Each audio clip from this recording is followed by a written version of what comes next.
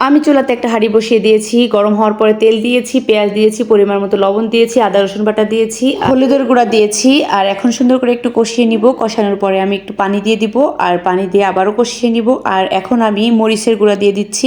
আমি মরিচের গুঁড়াটা পানি দেওয়ার পরে দিই, আবার অনেক সময় তাড়া থাকলে আগেও দিয়ে দিই। এখন মশলাটা কষানো হয়ে যাওয়ার পরে আমি এখানে গরুর মাংস দিয়ে দিয়েছি। এখন গরুর মাংসটাকে একটু কষিয়ে নিচ্ছি। আর এখন দিয়ে দিব আগে থেকে ধুয়ে রাখা চাল ডাল। এখানে আমি 1 পট চাল নিয়েছি, আধা পট নিয়েছি আমাদের ভাত যে খায় ওই চাল, আর আধা পট নিয়েছি পোলাওয়ের চাল, আর এখানে মুগ ডাল নেওয়া হয়েছে আর মসুর ডাল। আর এদিকে নুডলস বসিয়েছিলাম, হয়ে গিয়েছে। এখন নামিয়ে ঠান্ডা পানিতে ধুয়ে নিব। আজকে আমি এত কাজ করেছি যে আমার শরীরটা খুবই ক্লান্ত।